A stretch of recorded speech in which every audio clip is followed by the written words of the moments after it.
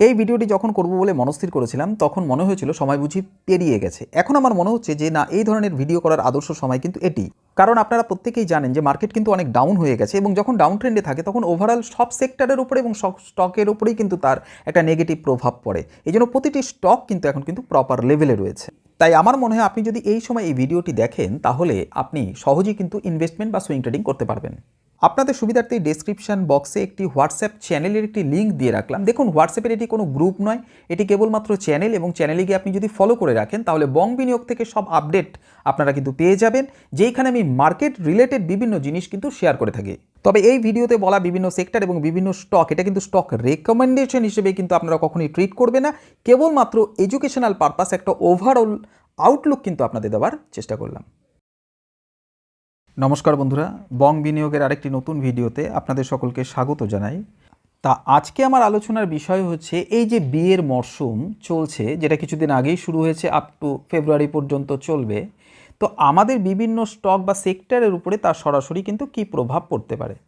বিয়ের মরশুমে বিভিন্ন স্টকের দাম বাড়ার অন্যতম কারণ হলো এই সময় ভোক্তাদের চাহিদা ও খরচ বেড়ে যায়। তার ফলে কি হয়, সংস্থাগুলির আয় এবং মুনাফা সরাসরি একটা প্রভাব বিস্তার করে। আর এই বিয়ের মরশুমে সংস্থাগুলির বিক্রি ও মুনাফা যেহেতু বৃদ্ধি পায়, তার ফলে তাদের যে ফিনান্সিয়াল রিপোর্টে সেটা সরাসরি প্রকাশ পায়, যা শেয়ারের দামের উপরে কিন্তু ইতিবাচক প্রভাব ফেলে। সবার প্রথমে আমরা যেই সেক্টরটা নিয়ে আলোচনা করব সেটাকে কিন্তু আমরা বলবো জুয়েলারি সেক্টর। দেখুন, সোনা একটা শুভ এবং সুরক্ষিত বিনিয়োগ হিসেবে দেখা হয়, বিশেষত বিয়ের সময়। এই সময় কিন্তু এই গয়না ভারতের বিয়ের একটা গুরুত্বপূর্ণ অংশ বলা যায়। পরিবারগুলি কনে হোক বা বর হোক, সোনা বা হীরের গয়নার কিন্তু প্রচুর চাহিদা কিন্তু বেড়ে যায়, কারণ এখানে কিন্তু তারা প্রচুর পরিমাণে কিন্তু বিনিয়োগ করে। এটা কিন্তু আপনারাও জানেন, আমিও জানি। তো ন্যাচারালি এই জুয়েলারি সেক্টরের উপরে এই সময় কিন্তু একটা মুভমেন্ট দেখা যেতে পারে। এই জন্য আপনাদের সামনে চারটি গুরুত্বপূর্ণ জুয়েলারি সেক্টর কিন্তু তুলে ধরলাম। এই সেক্টরগুলোর মধ্যে কিন্তু একটা মুভমেন্ট কিন্তু ভালো থাকার সম্ভাবনা রয়েছে। তবে বং বিনিয়োগ সবসময় থিওরিটিক্যাল না, প্র্যাকটিক্যালি বুঝিয়ে দেওয়ার পক্ষপাতিত্বে। এই জন্য আপনারা শেষ পর্যন্ত থাকুন। নিশ্চয়ই কিছু স্টকের চার্ট সেটা দিয়ে আপনাদের বোঝানোর চেষ্টা করব যেটার মুভমেন্ট কীরকম হতে পারে। এইবার যেই সেক্টরটা নিয়ে আপনাদের সামনে আলোচনা করব সেটাকে বলবো আমরা টেক্সটাইল সেক্টর। আমরা জানি এই বিয়ের মরশুমে কিন্তু বস্ত্র এবং পোশাকের চাহিদা কিন্তু অনেক পরিমাণে বেড়ে যায়। শাড়ি বলুন, লেহেঙ্গা বলুন, শেরওয়ানি, অন্যান্য বিভিন্ন জাতীয় পোশাকের চাহিদা কিন্তু অনেক বেড়ে যায়, এবং অনেকেই ব্র্যান্ডের বিষয়েও কিন্তু বিয়ের মরশুমে বিভিন্ন সংগ্রহ কিন্তু তারা লঞ্চ করেও কিন্তু তাদের চাহিদা মেটায়। সেহেতু এই সময় এই টেক্সটাইল সেক্টরগুলোর মধ্যে কিন্তু একটা পজিটিভিটির কিন্তু সম্ভাবনা রয়েছে। তাই তিনটে স্টক আপনাদের সামনে তুলে ধরলাম, রেমন্ড, অরবিন্দ লিমিটেড এবং আরেকটা হচ্ছে বেদান্ত লিমিটেড। এরপরে যেই সেক্টরটা নিয়ে আপনাদের সামনে আলোচনা করব সেটা হচ্ছে কনজিউমার ডিউরেবল এবং ইলেকট্রনিক্স সেক্টর। এই বিয়েতে কিন্তু বিভিন্ন হোম অ্যাপ্লায়েন্সেস, গ্যাজেট এবং ইলেকট্রনিক্স জিনিসের চাহিদা কিন্তু অনেক বেড়ে যায়, এবং পরিবারগুলি নতুন বাড়ির জন্য এয়ার কন্ডিশন, ফ্রিজ এবং ওয়াশিং মেশিনের মতো ইত্যাদি জিনিস কেনে এবং উপহার হিসেবেও কিন্তু দেয়। এই জন্য ইলেকট্রনিক্স সেক্টরে আপনাদের চারটি উল্লেখযোগ্য স্টক, যার মধ্যে কিন্তু একটা পজিটিভিটির কিন্তু সম্ভাবনা রয়েছে, সেটা কিন্তু আপনাদের সামনে তুলে ধরলাম। তার নাম হ্যাভেলস, ভোল্টাস, ওয়ার্লপুল এবং ক্রম্পটন। এরপরে যেই সেক্টরটা নিয়ে আলোচনা করব সেটাকে বলবো আমরা এফএমসিজি সেক্টর। মানে বিয়ের আগে সৌন্দর্য বলুন বা গ্রুমিং বলুন, এই ধরনের প্রোডাক্টগুলোর বিক্রি কিন্তু অনেক বেড়ে যায়। তাছাড়া বিয়েতে মিষ্টি এবং স্ন্যাক্স জাতীয় বিভিন্ন জিনিস খাবার চাহিদাও কিন্তু অনেক বেড়ে যায়। সেহেতু এই এফএমসিজি সেক্টর থেকে আমরা দুটো বেস কোম্পানি বেছে নিতে পারি। একটা হচ্ছে হিন্দুস্তান ইউনিলিভার, আরেকটাকে বলবো আমরা আইটিসি। এরপরে যেই সেক্টরটা নিয়ে আপনাদের সামনে আলোচনা করব সেটা হচ্ছে হসপিটালিটি সেক্টর। এই সেক্টরটি বর্তমানে হয়তো না বললেই না। দেখুন, একটা বিয়ে এখন একটা ডেস্টিনেশনে পরিণত হয়েছে। মানে এই ডেস্টিনেশন বিয়ের এই ট্রেন্ডের কারণে এই বিলাসবহুল হোটেলগুলি কিন্তু প্রচুর পরিমাণে লাভবান হচ্ছে, আর হোটেল এবং ব্যাংকোয়েট হলগুলি এই বিয়ের অনুষ্ঠানের জন্য অগ্রিম বুকিং পায়। এই জন্য আমরা এই হসপিটালিটি এই সেক্টর থেকে এই তিনটি স্টক কিন্তু বেছে নিয়েছি। সেটা হচ্ছে ইন্ডিয়ান হোটেল, একটা হচ্ছে লেমন ট্রি হোটেল, একটা ইআইএইচ হোটেল, যেগুলোতে কিন্তু একটা পজিটিভিটির সম্ভাবনা রয়েছে। এরপরে বর্তমান সময়ে সবথেকে গুরুত্বপূর্ণ যে সেক্টরটা নিয়ে আমি আলোচনা করব সেটা হচ্ছে banking and financial service sector. দেখুন, এই বিয়ের সময় কিন্তু আমরা জানি যে বিয়েতে কিন্তু আমরা প্রচুর পরিমাণে খরচ করি। তাহলে এই পরিবারগুলি বিয়ের খরচ মেটাতে কিন্তু বর্তমান সময়ে কিন্তু প্রচুর পরিমাণে ঋণ নেয়, যা ব্যাংক ও এফসিগুলিকে লাভবান করে।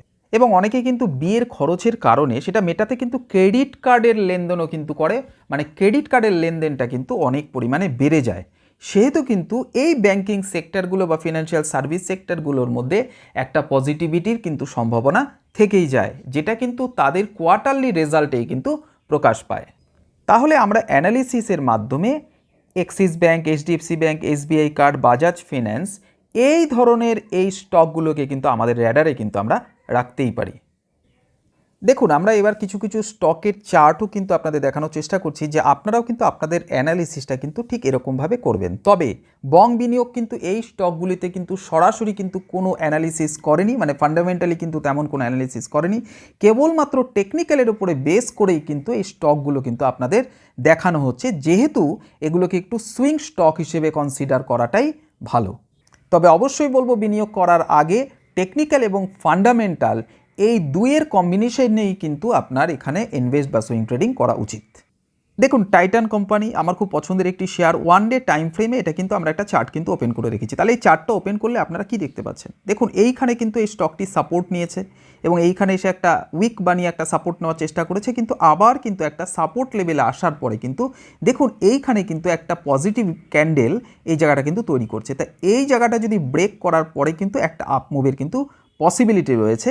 এবং যারা আপনারা আগের ভিডিওটা দেখেছেন তারা নিশ্চয়ই আরএসআই ডাইভারজেন্স এবং আরএসআই সম্পর্কে সেই জিনিসগুলো কিন্তু আমি বুঝিয়ে দিয়েছিলাম। তাহলে দেখুন, এই জায়গাটাও কিন্তু আপনি একটা পজিটিভিটির কিন্তু একটা সিগনাল কিন্তু পাচ্ছেন। এবং চার্টটিকে যদি আমরা 1 উইক টাইম ফ্রেমে যদি কনভার্ট করি, তাহলে যেখান থেকে আপমুভ শুরু হয়েছে, মানে এখান থেকে এই পর্যন্ত আপনি যদি ফিবোনাচি রিট্রেসমেন্ট লেভেল দিয়ে দেখেন, তাহলে কিন্তু এখানে কিন্তু একটা সাপোর্ট জোন খুঁজে পাবেন, প্লাস একটা 50% এই সাপোর্ট লেভেলে কিন্তু খুঁজে পাবেন। দেখুন, আরেকটি চার্ট কিন্তু আপনাদের সামনে দেখানোর চেষ্টা করছি, সেটা হচ্ছে বেদান্ত লিমিটেড, VEDL। তাহলে দেখুন, এই স্টকটাকে যদি আমরা 1 ডে টাইম ফ্রেমে যদি কনভার্ট করি, তাহলে দেখতে পাচ্ছেন স্টকটি কিন্তু এখানে সাপোর্ট নেওয়ার চেষ্টা করেছে, এখানে সাপোর্ট নেওয়ার চেষ্টা করেছে, এবং এই সাপোর্ট লেভেলে এসে কিন্তু স্টকটা কিন্তু এই লেভেলটা কিন্তু ব্রেক করেনি, এইখানে কিন্তু স্টে করার চেষ্টা করছে। যদি ব্রেক করার হতো তাহলে তো নিচের দিকেই চলে আসতে পারতো। তাই যেহেতু স্টে করছে সেহেতু আপমুভ হওয়ার কিন্তু একটা পসিবিলিটি রয়েছে।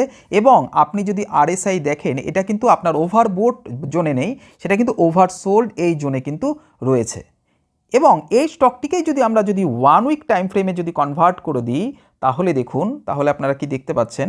দেখুন, যেখান থেকে আপনার আপমুভ শুরু হয়েছে, আপনি যদি এই লেভেল থেকে যদি এই পর্যন্ত যদি একটা ফিবোনাচি রিট্রেসমেন্ট লেভেল দিয়ে দেখেন, তাহলে একটা 38%-এর এই লেভেল কিন্তু আপনি খুঁজে পাবেন। সেখানে কিন্তু তাই একটা পজিটিভিটির সম্ভাবনা কিন্তু রয়েই গেছে। দেখুন, এরপরে আমরা যে স্টকটি নিয়ে আলোচনা করব সেটা হচ্ছে ডাবর ইন্ডিয়া লিমিটেড। এটা কিন্তু এফএমসিজি এই সেক্টরে কিন্তু আপনারা এই স্টকটি কিন্তু ইনক্লুড করে নেবেন। দেখুন, এই স্টকের চার্টে আপনারা কি দেখতে পাচ্ছেন? 1 উইক টাইম ফ্রেমে যদি আপনারা দেখেন, তাহলে এখানে একটা সাপোর্ট নেওয়ার চেষ্টা করেছে এবং এখানে একটা সাপোর্ট নেওয়ার চেষ্টা করে ঠিক সাপোর্ট লেভেলে এসেই কিন্তু এইখানে কিন্তু একটা পজিটিভিটি শো করছে।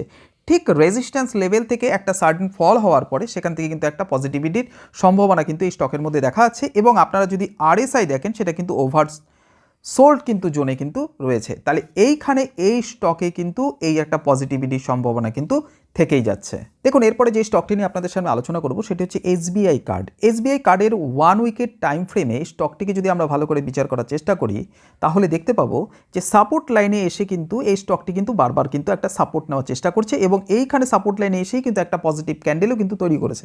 এবং আপনারা যদি আগের ভিডিও দেখে থাকেন, তাহলে দেখুন এইখানে কিন্তু আপনি একটা ডাইভারজেন্স লেভেলও কিন্তু খুঁজে পাচ্ছেন। তাহলে এই স্টকের মধ্যে কিন্তু একটা আপমুভ হওয়ার পসিবিলিটি রয়েছে। প্লাস আপনি যদি এই লেভেল থেকে যদি ফিবোনাচি রিট্রেসমেন্ট দেখেন, তাহলে দেখবেন 61% লেভেল থেকে কিন্তু একটা সাপোর্ট লাইন কিন্তু আপনি খুঁজে পাচ্ছেন। আমি কেবলমাত্র এডুকেশনাল পারপাস একটা ওভারঅল একটা আউটলুক দেওয়ার কিন্তু চেষ্টা করলাম। আশা করছি আপনাদের ভিডিওটা ভালো লাগলো। যদি ভিডিওটা ভালো লেগে থাকে তাহলে লাইক করবেন এবং আপনাদের প্রিয়জনের সাথে বা যারা এই ব্যাপারে আগ্রহী তাদের সঙ্গে শেয়ার করতে পারেন এবং কমেন্ট করবেন। আপনার একটি কমেন্ট আমাকে কিন্তু আরও উৎসাহ প্রদান করবে আপনাদের আরও ভালো ভালো ভিডিও কিন্তু উপহার দেওয়ার জন্যে। প্রত্যেকে ভালো থাকবেন, সুস্থ থাকবেন, বং বিনিয়োগে থাকবেন।